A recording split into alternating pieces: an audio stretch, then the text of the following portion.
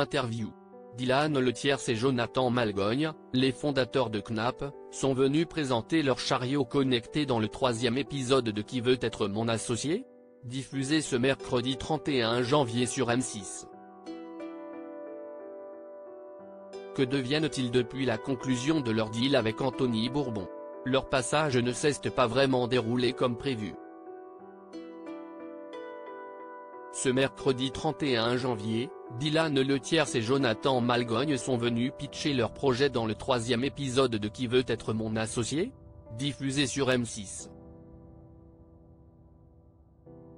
En plateau, les deux cofondateurs de Knapp ont tenté de séduire les investisseurs avec leur chariot connecté destiné à améliorer l'expérience d'achat dans les supermarchés ainsi que l'e-car, le seul moyen de rendre tous les chariots intelligents en un seul clic avec une tablette. Visiblement stressés lors de leur présentation, les deux jeunes hommes n'ont pas totalement convaincu le banc des juges, excepté Anthony Bourbon qui s'est joint à l'aventure. 6 mois après le tournage, Dylan et Jonathan se confient à Télé Loisirs. Il y avait une grosse pression sur la technique, les fondateurs de Knapp se livrent sur leur passage dans Qui veut être mon associé ? Télé Loisirs, comment votre arrivée dans l'émission s'est-elle organisée ? Dylan, nous n'avons pas postulé, on est venu nous chercher. La validation de notre passage a même été assez longue, on a beaucoup hésité à venir car nous ne sommes pas une société qui fabrique des produits pour les consommateurs. Passer dans une émission comme celle-là, ce n'est pas tellement notre environnement habituel. Mais la production nous a rassurés sur le fait que c'était bienveillant donc on a accepté. Quel a été votre sentiment en entrant sur le plateau face aux 5 investisseurs ? Dylan, on a eu pas mal d'expositions médiatiques, on a fait beaucoup de journaux télévisés lorsque notre solution a été déployée mais on n'avait pas l'habitude de ce genre de plateau. Là, on se vend presque nous-mêmes et pas notre produit, c'était assez impressionnant. Jonathan, j'ajouterais qu'on a aussi fait une démo technique dans les conditions du direct et ça rajoute une couche de pression. Dylan, si est-il fait Jérôme Bonaldi. On ne peut pas prévoir ce qu'il va se passer. Il y avait une grosse pression sur la technique, d'autant plus qu'on venait de finir de développer notre prototype. On était assez stressé par le fait de le montrer. Comment définiriez-vous votre pitch ? Dylan, on était vraiment venu pour montrer notre savoir-faire. Je pense que le produit a bien parlé et a convaincu. Sur notre prestation, il y avait plusieurs choses qui ont fait que c'était plus difficile. On a un peu tout validé à la dernière minute, on avait beaucoup de trajets, c'était assez compliqué de préparer notre passage. Mais ce n'est pas une excuse, aborder l'aspect technique, on sait faire mais nous vendre nous-mêmes, ce n'est pas quelque chose qu'on sait faire. On a fait comme on a pu. On aurait pu mieux se préparer, les fondateurs de Knapp réagissent aux critiques des investisseurs dans Qui veut être mon associé ?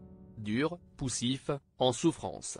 Les mots des investisseurs ne sont pas particulièrement positifs à votre égard.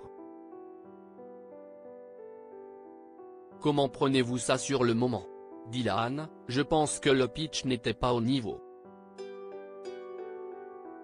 Sur la partie questions-réponses, je n'ai pas forcément senti de problématique au démarrage. Il nous posait pas mal de questions sur l'antifraude alors que ce n'était pas forcément quelque chose qu'on voulait mettre en avant. On s'est laissé embarquer là-dedans. J'ai eu l'impression de bien répondre à leurs questions. Jonathan, pour monter une boîte qui réussit, il ne faut pas avoir d'ego.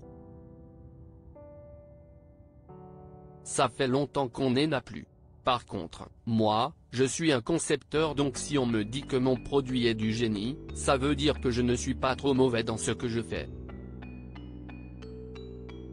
Mais ils ont été honnêtes, Si est important de ne pas mentir parce qu'on est à la télé. Quelles ont été les erreurs que vous avez commises selon vous? Jonathan, on n'a fait aucune préparation parce que ça s'est décidé au dernier moment. Il y a eu une négociation assez longue pour pouvoir participer à l'émission, donc on a su qu'on passait quasiment une semaine avant le tournage. Dylan, la confirmation nous a été donnée environ une semaine avant et cette semaine-là, on a fait 5 JT dans la même semaine. On n'a pas eu trop de temps pour s'y préparer. Jonathan, lui, devait finir le prototype. On est arrivé à 23 h le lundi avec les chariots dans le camion. Ce sont plein de petites choses qu'on aurait pu améliorer. Clairement, on aurait pu mieux se préparer mais on était dans le jus. On n'a pas pris le temps de se préparer assez sur ce passage. Les fondateurs de Knap se confient sur leur lien avec Anthony Bourbon depuis le tournage de Qui veut être mon associé? Anthony Bourbon accepte de vous donner 350 000 € contre 5% de la société, avec 5% supplémentaires en tant que conseiller. A-t-il été difficile de vous mettre d'accord avant d'accepter son offre? Dylan, sur le coup, ça me paraissait cohérent. Ce genre de mécanisme, ce sont des choses habituelles. On est à la tête d'une société avec des investisseurs, donc mettre en place de SPICI, ça ne m'a pas choqué. Jonathan, ça a duré 5 minutes. On en a discuté mais ce n'était pas très long.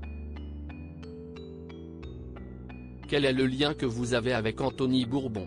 Dylan, ça se passe très bien, on s'écrit principalement sur WhatsApp et quand on monte sur Paris, on essaye d'aller le voir. On est vraiment content qu'il nous accompagne et si est un super communicant, ce qui n'est pas forcément notre fort.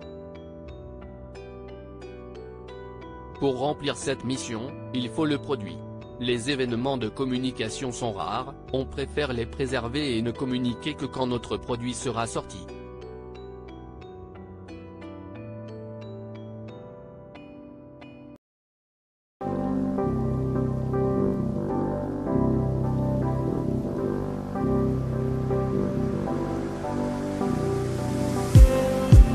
Just need some that will wake me up enough to fight, 'cause you let me down it for me to not let me count the minutes. I just need some